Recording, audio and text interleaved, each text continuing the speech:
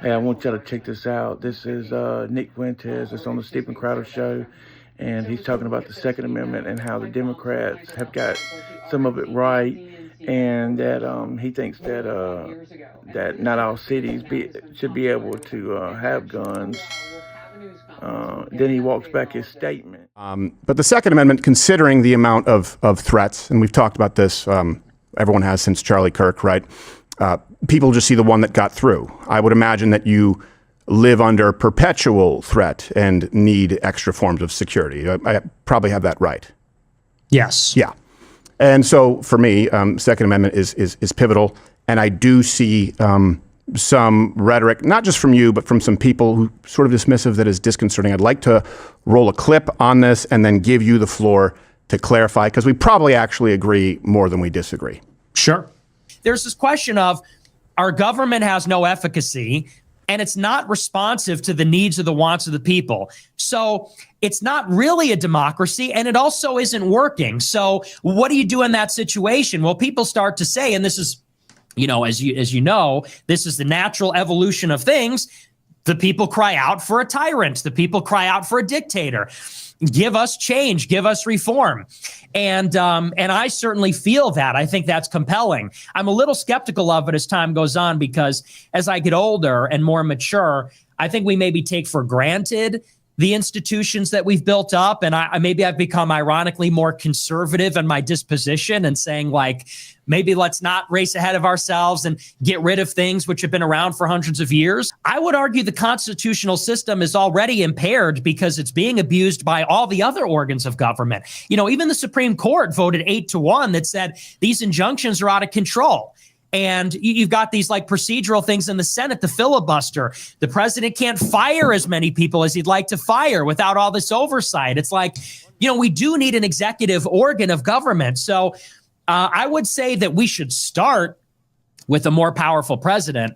And I would not be opposed to, something like a king that sits over the presidency. I think that maybe they didn't get it wrong, but I think maybe we've outgrown a lot of those considerations. I'll even go as far as to say something like the Second Amendment. I mean, and maybe I'd get criticized for this, but I'm just free thinking here. Ideally, you would want a society that is so orderly.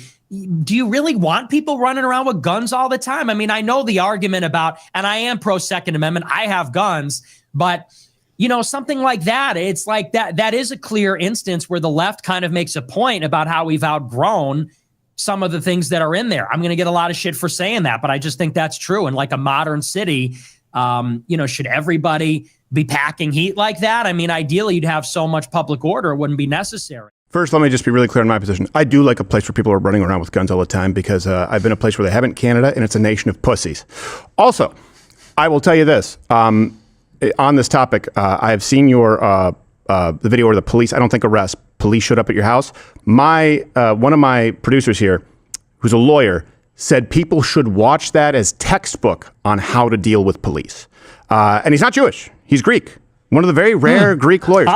He's not very good. I like him. Yeah, he's not very good. So I wouldn't hire him in a divorce. She'll get everything.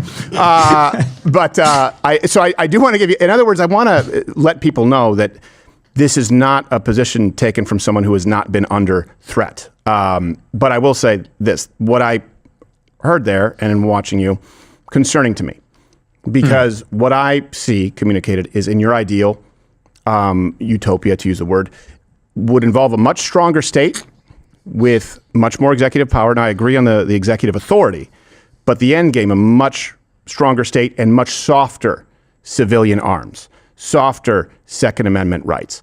And it sounds a lot to me like the left saying, well, it was for muskets and we can just revise it. Explain if that's a mischaracterization. How do we know when we decide, and how do we decide we probably don't want people running around with guns anymore? Well, I'm not in favor of gun control in America. I just don't even think that's practical. It's 400, 500 million guns or something. I don't think it's possible to control guns here. It's kind of gotten away. But I will just say it really comes from a feeling. I don't really have a fleshed out, like, hot take on it. But I do think about a modern city like New York or DC or LA and think, where do we draw the line? I know in Texas, for example, you have open carry. And I've done it. I was down in Texas with John Doyle actually years ago before we became enemies. And we were walking around with guns in our back pocket in the gas station. And I'm thinking, I actually don't know that I want to live in a city where people are literally walking around with guns hanging out of their pants. I guess I already do live in one. I live in Chicago. They don't do it legally. Well, I was going to say that might just be a Chicago thing because everyone in this studio is strapped right now, and I love it. Like you're almost making me erect in your description.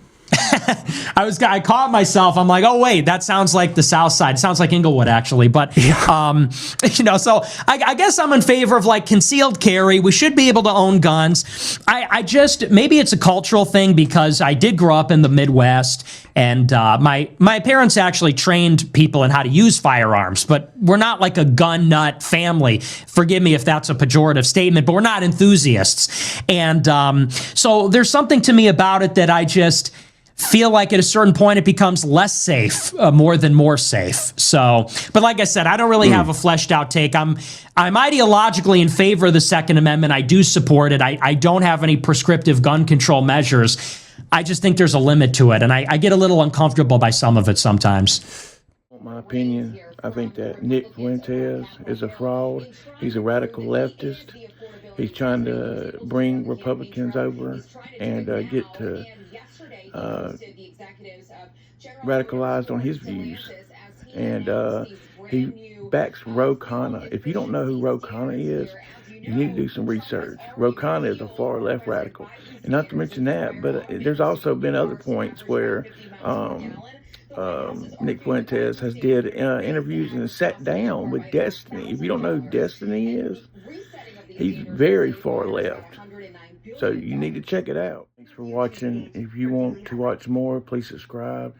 I'm going to be uploading more of the Nick Fuentes and Steven Crowder interview. And y'all stick around. Thanks.